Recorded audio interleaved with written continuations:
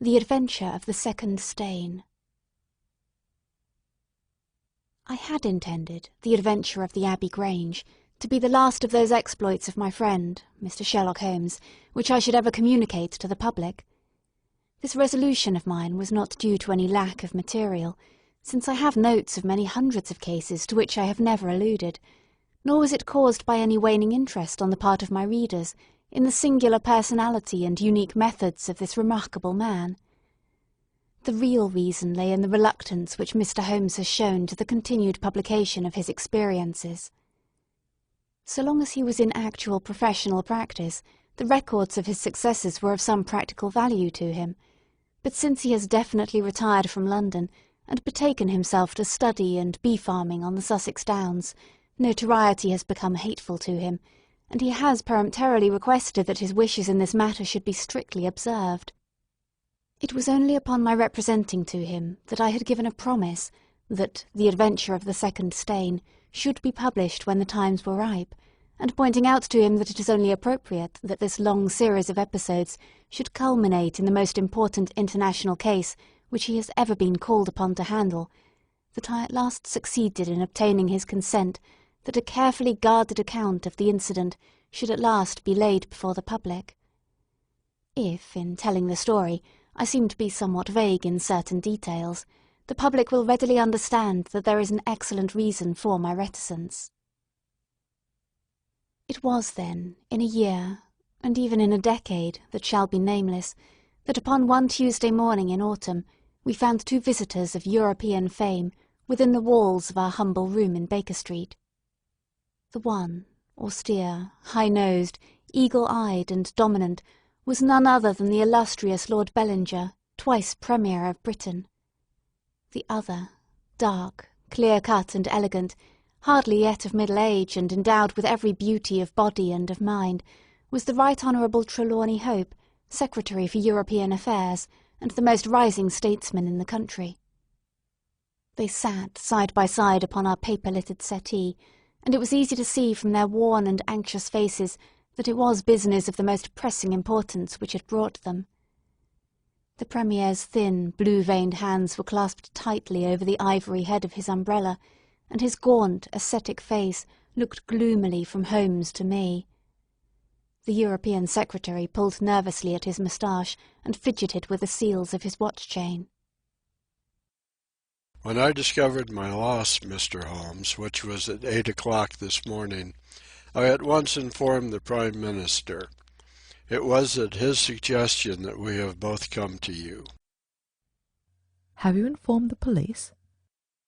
No, sir, said the Prime Minister, with the quick, decisive manner for which he was famous. We have not done so, nor is it possible that we should do so. To inform the police must, in the long run, mean to inform the public. This is what we particularly desire to avoid. And why, sir? Because the document in question is of such immense importance that its publication might very easily, I might almost say probably, lead to European complications of the utmost moment. It is not too much to say that peace or war may hang upon the issue. Unless its recovery can be attended with the utmost secrecy, then it may as well not be recovered at all, for all that is aimed at by those who have taken it is that its contents should be generally known.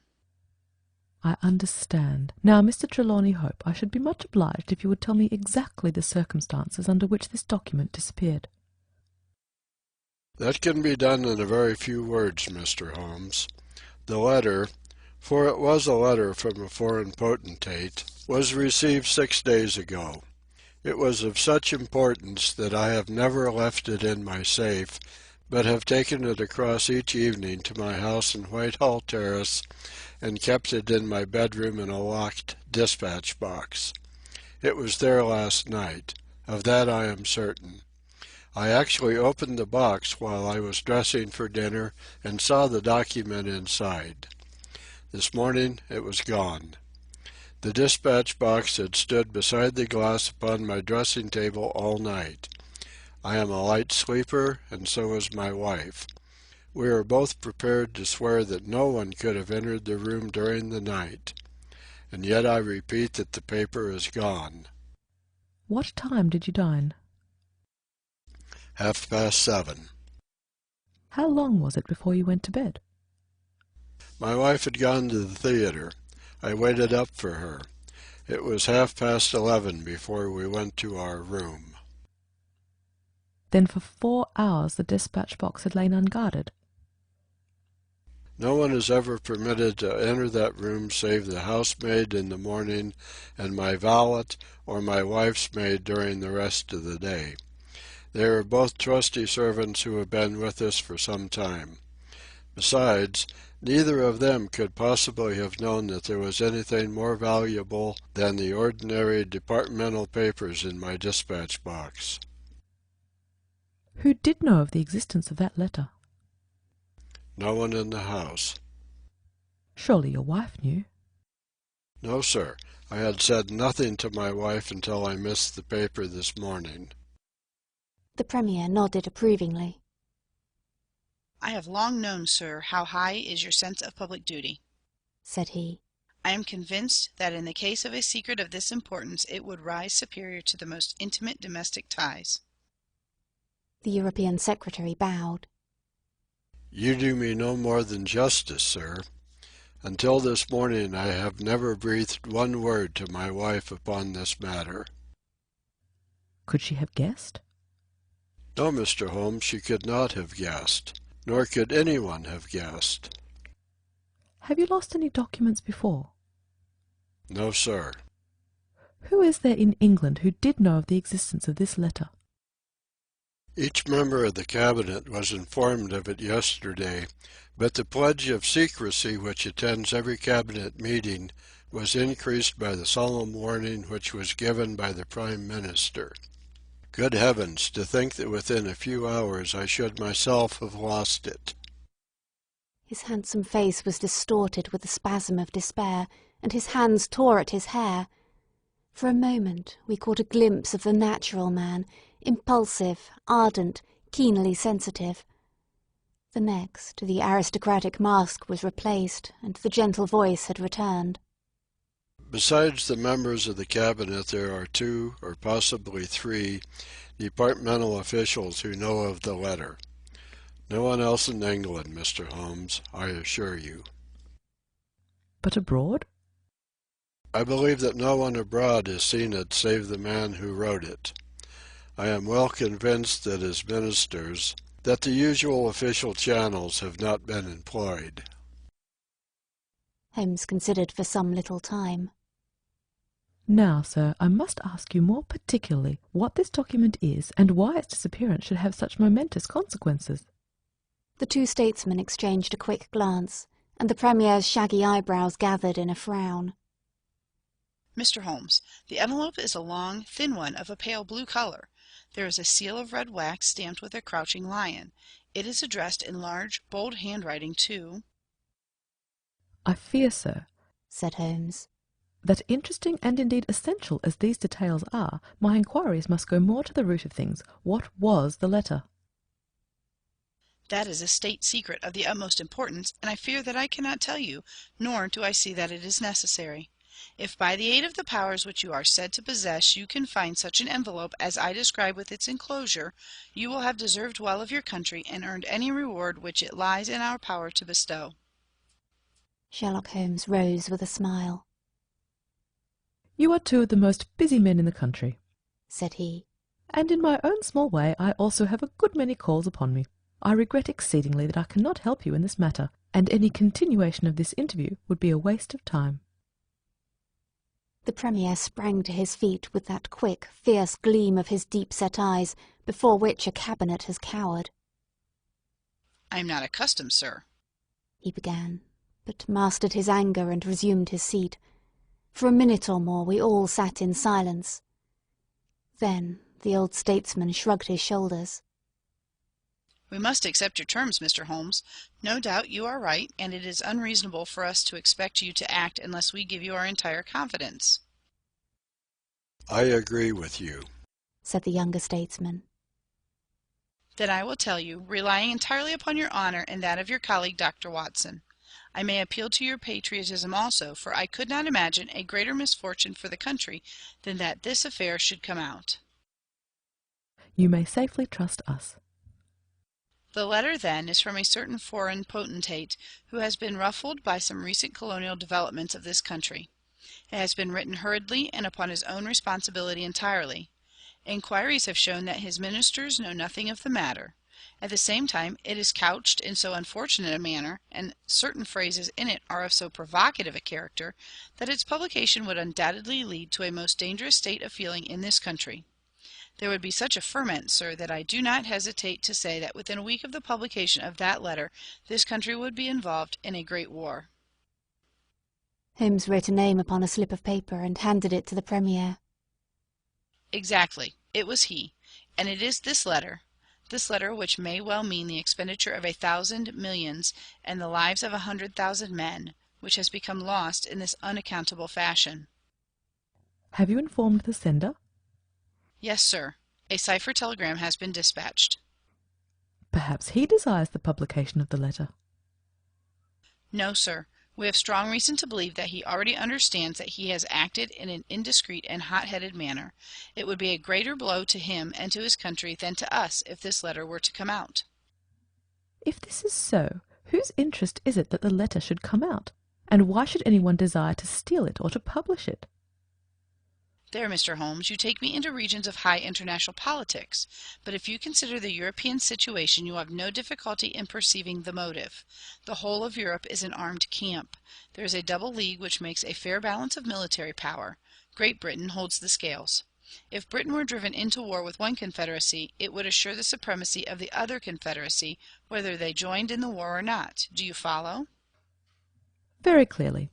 It is then the interest of the enemies of this potentate to secure and publish this letter, so as to make a breach between his country and ours. Yes, sir. And to whom would this document be sent if it fell into the hands of an enemy? To any of the great chancelleries of Europe. It is probably speeding on its way thither at the present instant as fast as steam can take it." Mr. Trelawney Hope dropped his head on his chest and groaned aloud. The Premier placed his hand kindly upon his shoulder. "It is your misfortune, my dear fellow. No one can blame you. There is no precaution which you have neglected. Now, Mr. Holmes, you are in full possession of the facts. What course do you recommend?" Holmes shook his head mournfully. You think, sir, that unless this document is recovered there will be war? "I think it is very probable." Then, sir, prepare for war. "That is a hard saying, Mr. Holmes." Consider the facts, sir. It is inconceivable that it was taken after 11:30 at night, since I understand that Mr. Hope and his wife were both in the room from that hour until the loss was found out. It was taken then yesterday evening between 7:30 and 11:30, probably near the earlier hour, since whoever took it evidently knew that it was there and would naturally secure it as early as possible. Now, sir, if a document of this importance were taken at that hour, where can it be now? No one has any reason to retain it. It has been passed rapidly on to those who need it. What chance have we now to overtake or even to trace it? It is beyond our reach." The Prime Minister rose from the settee. "What you say is perfectly logical, Mr. Holmes. I feel that the matter is indeed out of our hands." Let us presume, for argument's sake, that the document was taken by the maid or by the valet. They are both old and tried servants.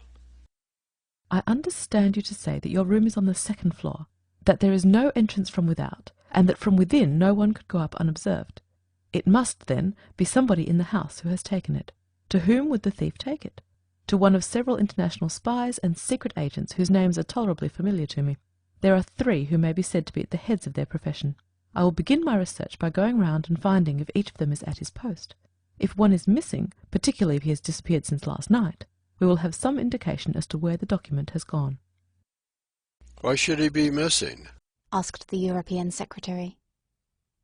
He would take the letter to an embassy in London, as likely as not. I fancy not. These agents work independently, and their relations with the embassies are often strained. The Prime Minister nodded his acquiescence. "I believe you are right, Mr. Holmes. He would take so valuable a prize to headquarters with his own hands. I think that your course of action is an excellent one. Meanwhile, Hope, we cannot neglect all our other duties on account of this one misfortune. Should there be any fresh developments during the day, we shall communicate with you, and you will no doubt let us know the results of your own inquiries." The two statesmen bowed and walked gravely from the room. When our illustrious visitors had departed, Holmes lit his pipe in silence, and sat for some time lost in the deepest thought. I had opened the morning paper, and was immersed in a sensational crime which had occurred in London the night before, when my friend gave an exclamation, sprang to his feet, and laid his pipe down upon the mantelpiece. "Yes," said he. "There is no better way of approaching it. The situation is desperate, but not hopeless.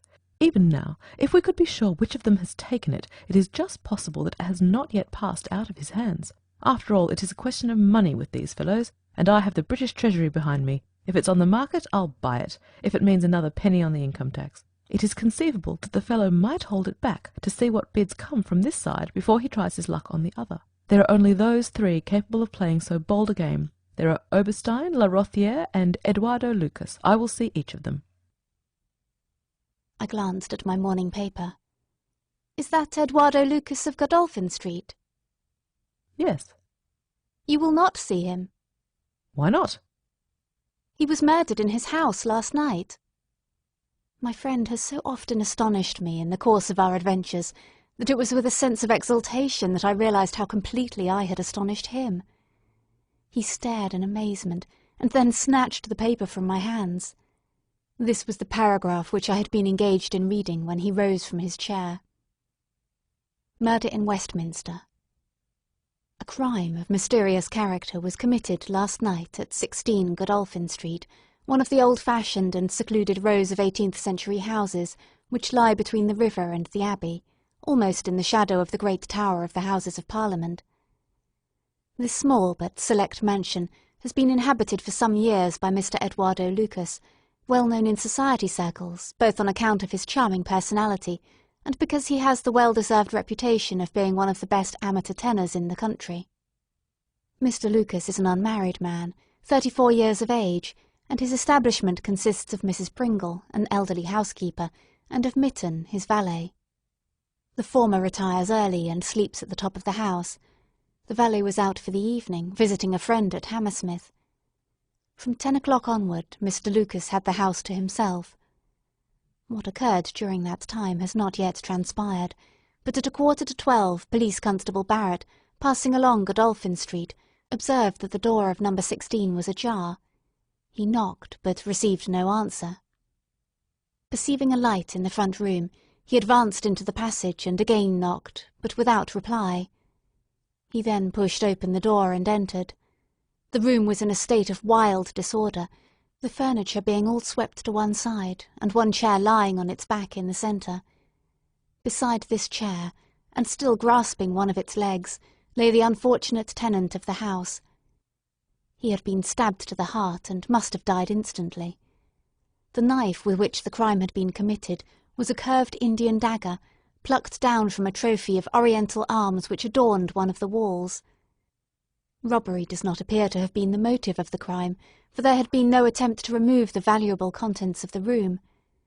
Mr. Eduardo Lucas was so well known and popular that his violent and mysterious fate will arouse painful interest and intense sympathy in a widespread circle of friends. "Well, Watson, what do you make of this?" asked Holmes, after a long pause. "It is an amazing coincidence." "A coincidence? Here is one of the 3 men whom we had named as possible actors in this drama, and he meets a violent death during the very hours when we know that the drama was being enacted. The odds are enormous against it being a coincidence. No figures could express them. No, my dear Watson, the 2 events are connected, must be connected. It is for us to find the connection." "But now the official police must know all." "Not at all. They know all they see at Godolphin Street. They know, and shall know, nothing of Whitehall Terrace. Only we know of both events, and can trace the relation between them. There is one obvious point which would, in any case, have turned my suspicions against Lucas. Godolphin Street, Westminster, is only a few minutes' walk from Whitehall Terrace. The other secret agents whom I have named live in the extreme West End. It was easier, therefore, for Lucas than for the others to establish a connection or receive a message from the European Secretary's household. A small thing, and yet where events are compressed into a few hours, it may prove essential. Hello, what have we here?" Mrs. Hudson had appeared with a lady's card upon her salver. Holmes glanced at it, raised his eyebrows, and handed it over to me. Ask Lady Hilda Trelawney Hope if she will be kind enough to step up," said he. A moment later our modest apartment, already so distinguished that morning, was further honoured by the entrance of the most lovely woman in London. I had often heard of the beauty of the youngest daughter of the Duke of Belminster, but no description of it, and no contemplation of colourless photographs, had prepared me for the subtle, delicate charm, and the beautiful colouring of that exquisite head. And yet, as we saw it that autumn morning, it was not its beauty which would be the first thing to impress the observer. The cheek was lovely, but it was paled with emotion. The eyes were bright, but it was the brightness of fever. The sensitive mouth was tight and drawn in an effort after self-command. Terror, not beauty, was what sprang first to the eye, as our fair visitor stood framed for an instant in the open door.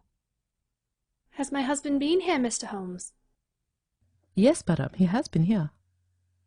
"Mr. Holmes, I implore you not to tell him that I came here." Holmes bowed coldly and motioned the lady to a chair. "Your ladyship places me in a very delicate position. I beg that you will sit down and tell me what you desire, but I fear I cannot make any unconditional promise." She swept across the room and seated herself with her back to the window. It was a queenly presence, tall, graceful, and intensely womanly. "Mr. Holmes," she said, and her white-gloved hands clasped and unclasped as she spoke. "I will speak frankly to you in the hopes that it may induce you to speak frankly in return. There is complete confidence between my husband and me on all matters save one. That one is politics. On this his lips are sealed. He tells me nothing. Now I am aware that there was a most deplorable occurrence in our house last night. I know that a paper has disappeared. But because the matter is political, my husband refuses to take me into his complete confidence. Now it is essential, I say, that I should thoroughly understand it. You are the only other person, save only these politicians, who knows the true facts. I beg you then, Mr. Holmes, to tell me exactly what has happened, and what it will lead to. Tell me all, Mr. Holmes. Let no regard for your client's interests keep you silent, for I assure you that his interests, if he would only see it, would be best served by taking me into his complete confidence. What was this paper which was stolen?" "Madam, what you ask me is really impossible." She groaned and sank her face in her hands. "You must see that this is so, madam. If your husband thinks fit to keep you in the dark over this matter, is it for me, who has only learned the true facts under the pledge of professional secrecy, to tell what he has withheld? It is not fair to ask it. It is him whom you must ask." "I have asked him. I come to you as a last resource. But without your telling me anything definite, Mr. Holmes, you may do a great service if you will enlighten me on one point." "What is it, madam?" "Is my husband's political career likely to suffer through this incident?" "Well, madam, unless it is set right, it may certainly have a very unfortunate effect." "Ah!" She drew in her breath sharply, as one whose doubts are resolved. "One more question, Mr. Holmes. From an expression which my husband dropped in the first shock of this disaster, I understood that terrible public consequences might arise from the loss of this document." "If he said so, I certainly cannot deny it." "Of what nature are they?" "Nay, madam, there again you ask me more than I can possibly answer."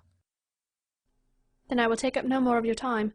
I cannot blame you, Mr. Holmes, for having refused to speak more freely, and you on your side will not, I am sure, think the worse of me because I desire, even against his will, to share my husband's anxieties.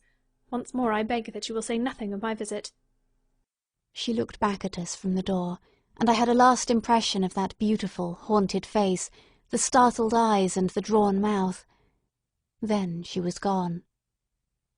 "Now, Watson, the fair sex is your department," said Holmes with a smile, when the dwindling frou-frou of skirts had ended in the slam of the front door.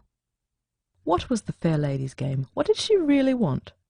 Surely her own statement is clear, and her anxiety very natural. Think of her appearance, Watson, her manner, her suppressed excitement, her restlessness, her tenacity in asking questions. Remember that she comes of a caste who do not lightly show emotion. She was certainly much moved. Remember also the curious earnestness with which she assured us that it was the best for her husband that she should know all. What did she mean by that?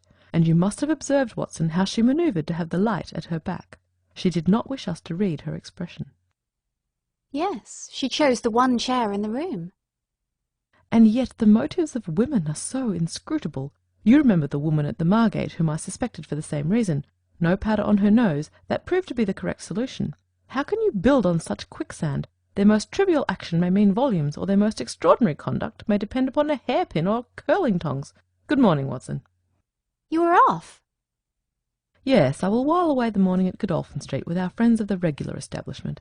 With Eduardo Lucas lies the solution to our problem, although I must admit that I have not an inkling as to what form it may take. It is a capital mistake to theorize in advance of the facts. Do you stay on guard, my good Watson, and receive any fresh visitors. I'll join you at lunch if I am able. All that day, and the next, Holmes was in a mood which his friends would call taciturn, and others morose. He ran out and ran in, smoked incessantly, played snatches on his violin, sank into reveries, devoured sandwiches at irregular hours, and hardly answered the casual questions which I put to him. It was evident to me that things were not going well with him or his quest. He would say nothing of the case, and it was from the papers that I learned the particulars of the inquest, and the arrest, with the subsequent release, of John Mitton, the valet of the deceased. The coroner's jury brought in the obvious, wilful murder, but the parties remained as unknown as ever. No motive was suggested. The room was full of articles of value, but none had been taken. The dead man's papers had not been tampered with. They were carefully examined, and showed that he was a keen student of international politics, an indefatigable gossip, a remarkable linguist, and an untiring letter-writer. He had been on intimate terms with the leading politicians of several countries, but nothing sensational was discovered among the documents which filled his drawers. As to his relations with women, they appeared to have been promiscuous but superficial. He had many acquaintances among them, but few friends, and no one whom he loved. His habits were regular, his conduct inoffensive. His death was an absolute mystery, and likely to remain so. As to the arrest of John Mitton, the valet, it was a counsel of despair as an alternative to absolute inaction. But no case could be sustained against him. He had visited friends in Hammersmith that night. The alibi was complete.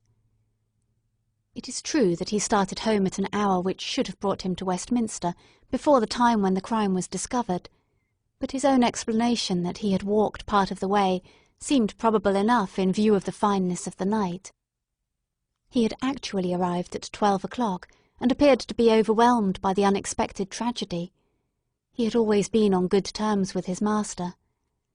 Several of the dead man's possessions, notably a small case of razors, had been found in the valet's boxes, but he explained that they had been presents from the deceased, and the housekeeper was able to corroborate the story. Mitton had been in Lucas's employment for 3 years. It was noticeable that Lucas did not take Mitton on the continent with him. Sometimes he visited Paris for 3 months on end, but Mitton was left in charge of the Godolphin Street house. As to the housekeeper, she had heard nothing on the night of the crime. If her master had a visitor, he had himself admitted him. So for 3 mornings the mystery remained, so far as I could follow it in the papers. If Holmes knew more, he kept his own counsel, but as he told me that Inspector Lestrade had taken him into his confidence in the case, I knew that he was in close touch with every development. Upon the 4th day there appeared a long telegram from Paris, which seemed to solve the whole question. "A discovery has just been made by the Parisian police," said the Daily Telegraph, "which raises the veil which hung round the tragic fate of Mr. Eduardo Lucas, who met his death by violence last Monday night at Godolphin Street, Westminster. Our readers will remember that the deceased gentleman was found stabbed in his room, and that some suspicion attached to his valet, but that the case broke down on an alibi. Yesterday, a lady, who has been known as Madame Henri Fourney, occupying a small villa in the Rue Austerlitz, was reported to the authorities by her servants as being insane.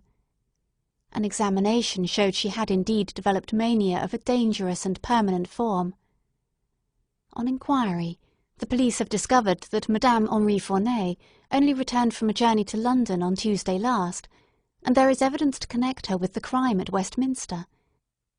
A comparison of photographs has proved conclusively that Monsieur Henri Fourney and Eduardo Lucas were really one and the same person, and that the deceased had, for some reason, lived a double life in London and Paris. Madame Fournay, who is of Creole origin, is of an extremely excitable nature, and has suffered in the past from attacks of jealousy which have amounted to frenzy. It is conjectured that it was in one of these that she committed the terrible crime which has caused such a sensation in London. Her movements upon the Monday night have not yet been traced, but it is undoubted that a woman answering to her description attracted much attention at Charing Cross Station on Tuesday morning by the wildness of her appearance and the violence of her gestures. It is probable, therefore, that the crime was either committed when insane, or that its immediate effect was to drive the unhappy woman out of her mind. At present she is unable to give any coherent account of the past, and the doctors hold out no hopes of the re-establishment of her reason. There is evidence that a woman, who might have been Madame Fournay, was seen for some hours upon Monday night, watching the house in Godolphin Street. "What do you think of that, Holmes?" I had read the account aloud to him while he finished his breakfast. "My dear Watson," said he, as he rose from the table and paced up and down the room, "you are most long-suffering, but if I have told you nothing in the last 3 days, it is because there is nothing to tell. Even now this report from Paris does not help us much." "Surely it is final as regards the man's death." "The man's death is a mere incident, a trivial episode in comparison with our real task, which is to trace this document and save a European catastrophe. Only one important thing has happened in the last 3 days, and that is that nothing has happened. I get reports almost hourly from the government, and it is certain that nowhere in Europe is there any sign of trouble. Now, if this letter were loose, no, it can't be loose. But if it isn't loose, where can it be? Who has it? Why is it held back? That's the question that beats in my brain like a hammer. Was it indeed a coincidence that Lucas should meet his death on the night when the letter disappeared? Did the letter ever reach him? If so, why is it not among his papers? Did this mad wife of his carry it off with her? If so, is it in her house in Paris? How could I search for it without the French police having their suspicions aroused? It is a case, my dear Watson, where the law is as dangerous to us as the criminals are. Every man's hand is against us, and yet the interests at stake are colossal. Should I bring it to a successful conclusion, it will certainly represent the crowning glory of my career. Ah, here is the latest from the front." He glanced hurriedly at the note which had been handed in. "Hello. Lestrade seems to have observed something of interest. Put on your hat, Watson, and we'll stroll down together to Westminster." It was my first visit to the scene of the crime, a high, dingy, narrow-chested house, prim, formal, and solid, like the century which gave it birth. Lestrade's bulldog features gazed out at us from the front window, and he greeted us warmly when a big constable had opened the door and let us in. The room into which we were shown was that in which the crime had been committed, but no trace of it now remained, save an ugly, irregular stain upon the carpet. This carpet was a small square drugget in the centre of the room, surrounded by a broad expanse of beautiful, old-fashioned wood flooring in square blocks, highly polished. Over the fireplace was a magnificent trophy of weapons, one of which had been used on that tragic night. In the window was a sumptuous writing desk, and every detail of the apartment, the pictures, the rugs, and the hangings, all pointed to a taste which was luxurious to the verge of effeminacy. "Seen the Paris news?" asked Lestrade.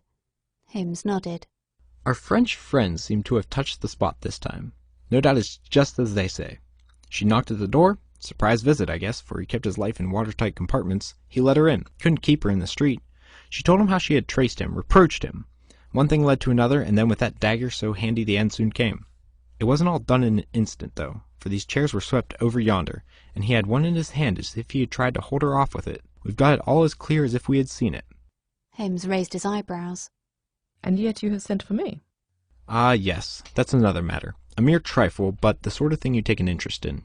Queer, you know, and what you might call freakish. It has nothing to do with the main fact. Can't have, on the face of it." "What is it, then?" "Well, you know, after a crime of this sort, we are very careful to keep things in their position. Nothing has been moved. Officer in charge here day and night. This morning, as the man was buried and the investigation over, so far as the room is concerned, we thought we could tidy up a bit. This carpet, you see, it's not fastened down, only just laid there. We had occasion to raise it. We found—" "Yes, you found?" Holmes's face grew tense with anxiety. Well, I'm sure you would never have guessed in 100 years what we did find. You see that stain on the carpet? Well, a great deal must have soaked through, must it not? Undoubtedly it must. Well, you'd be surprised to hear that there is no stain on the white woodwork to correspond. No stain, but there must.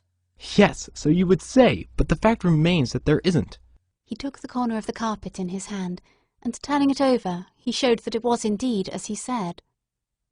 But the underside is as stained as the upper. It must have left a mark. Lestrade chuckled with delight at having puzzled the famous expert. Now, I'll show you the explanation. There is a second stain, but it does not correspond with the other. See for yourself. As he spoke, he turned over another portion of the carpet, and there, sure enough, was a great crimson spill upon the square white facing of the old-fashioned floor. What do you make of that, Mr. Holmes? Why, it is simple enough. The two stains did correspond, but the carpet has been turned round. As it was square and unfastened, it was easily done. The official police don't need you, Mr. Holmes, to tell them that the carpet must have been turned round. That's clear enough, for the stains lie above each other, if you lay it over this way. But what I want to know is, who shifted the carpet and why? I could see from Holmes's rigid face that he was vibrating with inward excitement. Look here, Lestrade, said he. Has that constable in the passage been in charge of this place all the time? Yes, he has. Well, take my advice. Examine him carefully. Don't do it before us. We'll wait here. You take him into the back room. You'll be more likely to get a confession out of him alone. Ask him how he dared to admit people and leave them alone in this room. Don't ask him if he has done it. Take it for granted. Tell him you know someone has been here. Press him. Tell him that a full confession is his only chance of forgiveness. Do exactly what I tell you. By George, if he knows, I'll have it out of him, cried Lestrade. He darted into the hall, and a few moments later his bullying voice sounded from the back room. Now, Watson, now, cried Holmes with frenzied eagerness. All the demoniacal force of the man masked behind that listless manner burst out in a paroxysm of energy. He tore the drugget from the floor, and in an instant was down on his hands and knees, clawing at each of the squares of wood beneath it. One turned sideways as he dug his nails into the edge of it. It hinged back like the lid of a box. A small black cavity opened beneath it. Holmes plunged his eager hand into it, and drew it out with a bitter snarl of anger and disappointment. It was empty. Quick, Watson, quick! Get it back again! The wooden lid was replaced, and the drugget had only just been drawn straight when Lestrade's voice was heard in the passage. He found Holmes leaning languidly against the mantelpiece, resigned and patient, endeavouring to conceal his irrepressible yawns. Sorry to keep you waiting, Mr. Holmes. I can see that you are bored to death with the whole affair. Well, he has confessed, all right. Come in here, Macpherson. Let these gentlemen hear of your most inexcusable conduct. The big constable, very hot and penitent, sidled into the room. I meant no harm, sir, I'm sure. The young woman came to the door last evening, mistook the house, she did, and then we got talking. It's lonesome when you're on duty here all day. Well, what happened then? She wanted to see where the crime was done. Had read about in the papers, she said. She's a very respectable, well-spoken young woman, sir, and I saw no harm in letting her have a peek. When she saw the mark on the carpet, down she dropped on the floor, and lay as if she were dead. I ran to the back and got some water, but I could not bring her to. Then I went round the corner to the ivy plant for some brandy, and by the time I had brought it back, the young woman had recovered and was off, ashamed of herself, I dare say, and dared not face me. How about moving that drugget? Well, sir, it was a bit rumpled, certainly, when I came back. You see, she fell on it, and it lies on the polished floor, with nothing to keep it in place. I straightened it out afterwards. It's a lesson to you that you can't deceive me, Constable Macpherson, said Lestrade with dignity. No doubt you thought that your breach of duty could never be discovered, and yet a mere glance at that drugget was enough to convince me that someone had been admitted to the room. It's lucky for you, my man, that nothing is missing, or you would find yourself in Queer Street. I'm sorry to have called you down over such a petty business, Mr. Holmes, but I thought the point of the second stain, not corresponding with the first, would interest you.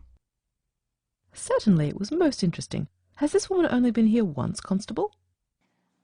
Yes, sir, only once. Who was she? Don't know the name, sir. Was answering an advertisement about typewriting and came to the wrong number. Very pleasant, genteel young woman, sir. Tall, handsome? Yes, sir. She was a well-grown young woman. I suppose you might say she was handsome. Perhaps some would say she was very handsome. "Oh, officer, do let me have a peep," says she. She had a pretty coaxing ways, as you might say, and I thought there was no harm in letting her just put her head through the door. How was she dressed? Quiet, sir. A long mantle down to her feet. What time was it? It was just growing dusk at the time. They were lighting the lamps as I came back with the brandy. Very good, said Holmes. Come, Watson, I think that we have more important work elsewhere. As we left the house, Lestrade remained in the front room, while the repentant constable opened the door to let us out. Holmes turned on the step and held something up in his hand. The constable stared intently. "Good Lord, sir!" he cried with amazement on his face. Holmes put his finger on his lips, replaced his hand in his breast pocket, and burst out laughing as we turned down the street. "Excellent," said he. "Come, friend Watson, the curtain rings up for the last act. You will be relieved to hear that there will be no war, that the Right Honourable Trelawney Hope will suffer no setback in his brilliant career, that the indiscreet sovereign will receive no punishment for his indiscretion, that the Prime Minister will have no European complication to deal with, and that with a little tact and management upon our part, nobody will be a penny the worse for what might have been a very ugly incident." My mind filled with admiration for this extraordinary man. "You have solved it!" I cried. "Hardly that, Watson. There are some points which are as dark as ever, but we have so much that it will be our own fault if we cannot get the rest. We will go straight to Whitehall Terrace and bring the matter to a head." When we arrived at the residence of the European Secretary, it was for Lady Hilda Trelawney Hope that Sherlock Holmes inquired. We were shown into the morning room. "Mr. Holmes," said the lady, and her face was pink with her indignation. "this is surely most unfair and ungenerous upon your part. I desired, as I have explained, to keep my visit to you a secret, lest my husband should think that I was intruding into his affairs, and yet you compromise me by coming here, and so showing that there are business relations between us." "Unfortunately, madam, I had no possible alternative. I have been commissioned to recover this immensely important paper. I must therefore ask you, madam, to be kind enough to place it in my hands." The lady sprang to her feet, with the colour all dashed in an instant from her beautiful face. Her eyes glazed, she tottered, I thought that she would faint. Then, with a grand effort, she rallied from the shock, and a supreme astonishment and indignation chased every other expression from her features. You insult me, Mr. Holmes." "Come, come, madam, it is useless. Give up the letter." She darted to the bell. "The butler shall show you out." "Do not ring, Lady Hilda. If you do, then all my earnest efforts to avoid a scandal will be frustrated. Give up the letter, and all will be set right. If you will work with me, I can arrange everything. If you work against me, I must expose you." She stood grandly defiant, a queenly figure, her eyes fixed upon his, as if she would read his very soul. Her hand was on the bell, but she had forborne to ring it. "You are trying to frighten me. It is not a very manly thing, Mr. Holmes, to come here and browbeat a woman. You say that you know something. What is it that you know?" "Pray sit down, madam. You will hurt yourself there if you fall. I will not speak until you sit down. Thank you." "I give you 5 minutes, Mr. Holmes." "One is enough, Lady Hilda. I know of your visit to Eduardo Lucas, of your giving him this document, of your ingenious return to the room last night, and of the manner in which you took the letter from the hiding-place under the carpet." She stared at him with an ashen face, and gulped twice before she could speak. "You are mad, Mr. Holmes. You are mad!" she cried at last. He drew a small piece of cardboard from his pocket. It was the face of a woman cut out of a portrait. "I have carried this because I thought it might be useful," said he. "The policeman has recognized it." She gave a gasp, and her head dropped back in the chair. "Come, Lady Hilda, you have the letter. The matter may still be adjusted. I have no desire to bring trouble to you. My duty ends when I have returned the lost letter to your husband. Take my advice and be frank with me. It is your only chance."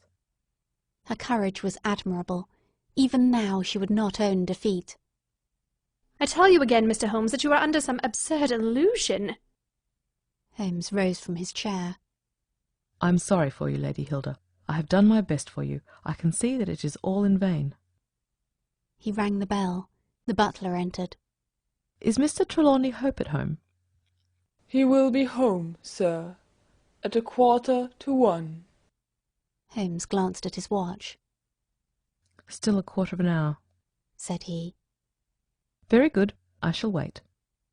The butler had hardly closed the door behind him when Lady Hilda was down on her knees at Holmes's feet, her hands outstretched, her beautiful face upturned and wet with her tears. "Oh, spare me, Mr. Holmes, spare me!" she pleaded in a frenzy of supplication. "For heaven's sake, don't tell him. I love him so. I would not bring one shadow on his life, and this I know would break his noble heart." Holmes raised the lady.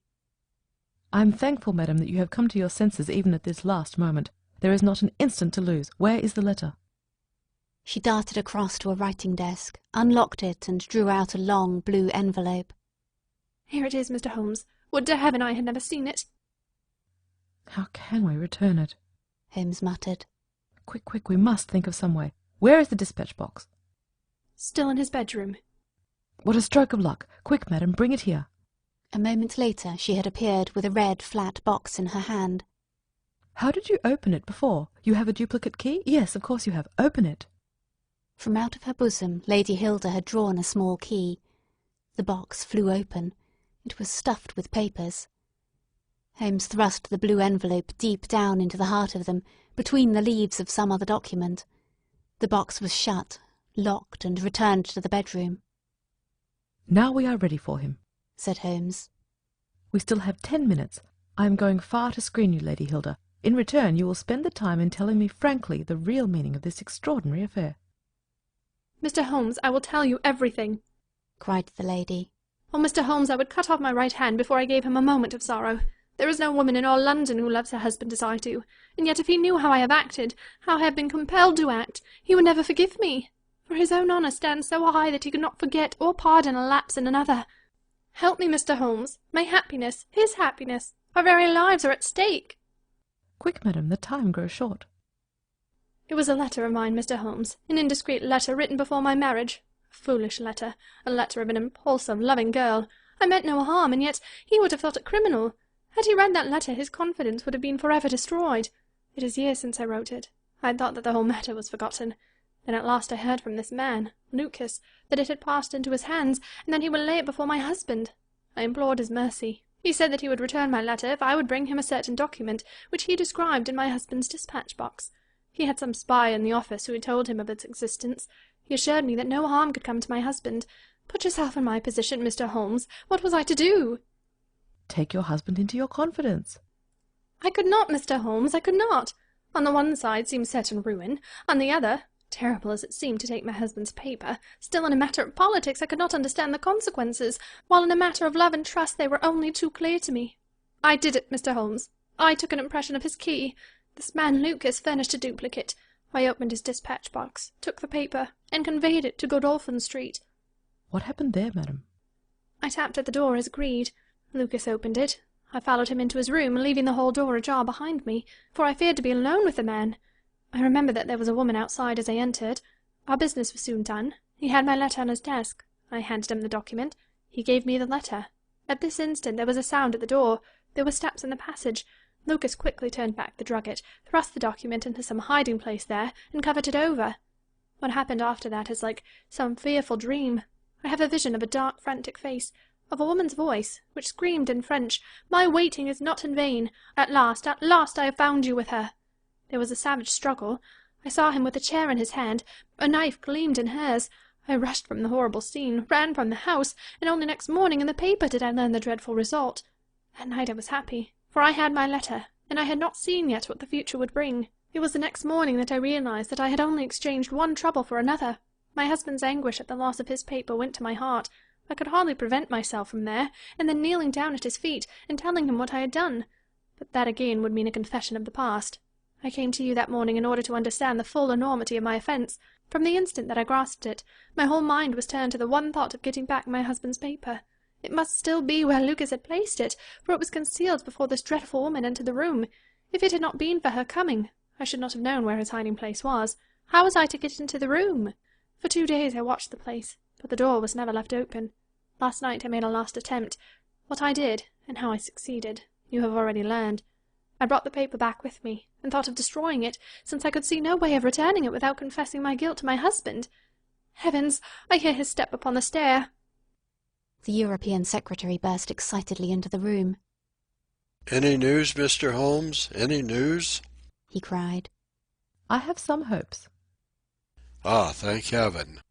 His face became radiant. The Prime Minister is lunching with me. May he share your hopes?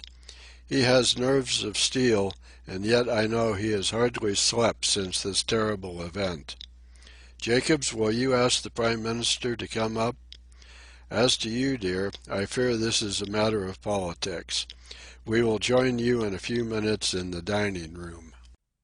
The Prime Minister's manner was subdued, but I could see by the gleam of his eyes and the twitchings of his bony hands that he shared the excitement of his young colleague. I understand that you have something to report, Mr. Holmes? Purely negative as yet, my friend answered. I have inquired at every point where it might be, and I am sure there is no danger to be apprehended. But that is not enough, Mr. Holmes. We cannot live forever on such a volcano. We must have something definite. I am in hopes of getting it. That is why I am here. The more I think of the matter, the more convinced I am that the letter has never left this house. Mr. Holmes! If it had, it would certainly have been public by now. But why should anyone take it in order to keep it in his house? I am not convinced that anyone did take it. Then how could it leave the dispatch box? I am not convinced that it ever did leave the dispatch box. Mr. Holmes, this joking is very ill-timed. You have my assurance that it left the box. Have you examined the box since Tuesday morning? No, it was not necessary. You may conceivably have overlooked it. Impossible, I say. But I am not convinced of it. I have known such things to happen. I presume there are other papers there. Well, it may have got mixed up with them. It was on the top. Someone may have shaken the box and displaced it. No, I had everything out. Surely it is easily decided, Hope, said the Premier. Let us have the dispatch box brought in. The secretary rang the bell. Jacobs, bring down my dispatch box. This is a farcical waste of time, but still, if nothing else will satisfy you, it shall be done. Thank you, Jacobs. Put it here. I have always had the key on my watch chain. Here are the papers, you see. Letter from Lord Marrow, report from Sir Charles Hardy, memorandum from Belgrade, note on the Russo-German grain taxes, letter from Madrid, note from Lord Flowers. Good heavens, what is this? Lord Bellinger! Lord Bellinger! The Premier snatched the blue envelope from his hand. Yes, it is it, and the letter is intact. Hope, I congratulate you. Thank you. What a weight from my heart. But this is inconceivable, impossible. Mr. Holmes, you are a wizard, a sorcerer. How did you know it was there? Because I knew it was nowhere else. I cannot believe my eyes. He ran wildly to the door. Where is my wife? I must tell her that all is well. Hilda! Hilda! We heard his voice on the stairs. The Premier looked at Holmes with twinkling eyes. Come, sir, said he. There is more in this than meets the eye. How came the letter back in the box? Holmes turned away smiling from the keen scrutiny of those wonderful eyes. We also have our diplomatic secrets, said he, and picking up his hat, he turned to the door. End of section 13. End of The Return of Sherlock Holmes.